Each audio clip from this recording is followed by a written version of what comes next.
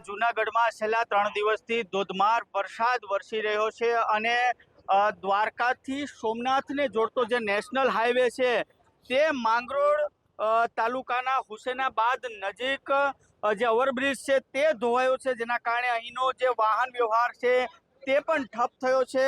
એક તરફ વાહન ચાલકો પણ પારાવાર મુશ્કેલીમાં મુકાયા છે, કારણ કે આખો ઓવરબ્રિજ જોઈ શકો છો, લોકો પણ મોટી સંખ્યામાં અહીંયા ઉમટી પડ્યા છે અને અહીંનો જે આવન જાવન કરતો વાહન વ્યવહાર છે તે પણ ઠપ થયો છે। આશરે 40 ફૂટ રસ્તો છે ત્યાં ધોવાયો છે। નદીમાં ખૂબ રાત્રે પાણી આવ્યું હતું ને ત્યારબાદ આ રસ્તો ધોવાયો છે।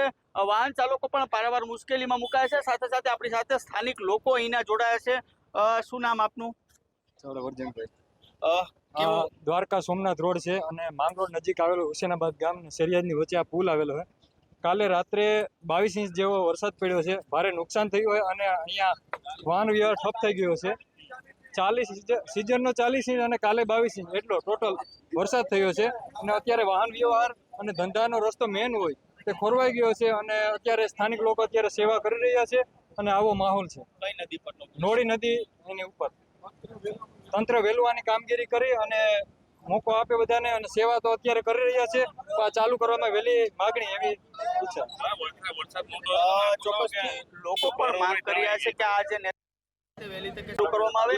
આપનું નામ? આપનું નામ? ફારૂકભાઈ, અમારા અહીં પછી આટલું પાણી આવી ગયું છે, પછી અનાજ તણાઈ ગયું, ટ્રેક્ટરો, રિક્ષાઓ, 4 વ્હીલ 2 વ્હીલ પછી તણાઈ ગયા છે, ભારે નુકસાન છે।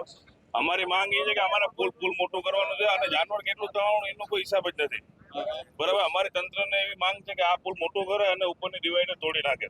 કેવું પાણી આવ્યું? ક્યારે પાણી અમારા દાદા બી નથી જોયું આવું પાણી, આવું પાણી આવ્યું ને તો બરાબર। અમે અહીંના લોકલ રહેવાસી છે ને અમારા આજુબાજુ વાડી વિસ્તારના અંદર બહુ પોઝિશન ખરાબ છે, કોઈને દાણા નથી રહ્યા, કોઈને ઢોર નથી રહ્યું, કોઈને ટ્રેક્ટર નથી રહ્યા, કોઈને 2 વ્હીલ નથી રહ્યા। એટલે મારી માંગ છે સરકારને કે આ પુલ મોટો કરે।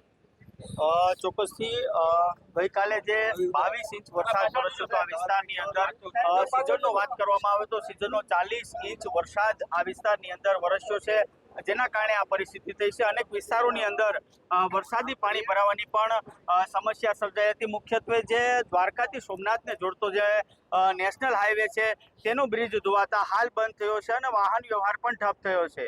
આ તરફ જૂનાગઢ જિલ્લામાં ભારે વરસાદથી જળબંબાકારની સ્થિતિ છે।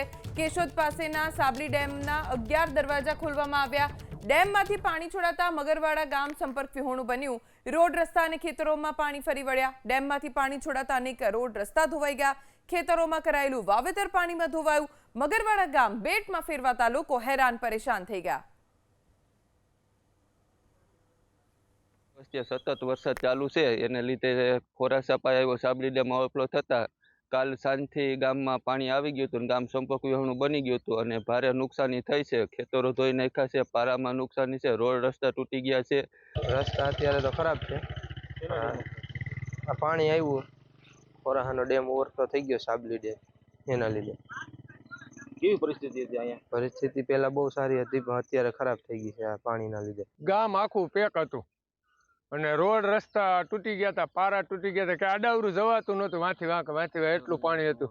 જમીન ધોવાણ થઈ ગયા છે, પારા તૂટી ગયા છે, એ રીતે બધે નુકસાની। મગફળી બધું તણાઈ ગયું છે, કોઈની નુકસાની થઈ ગઈ છે એમ।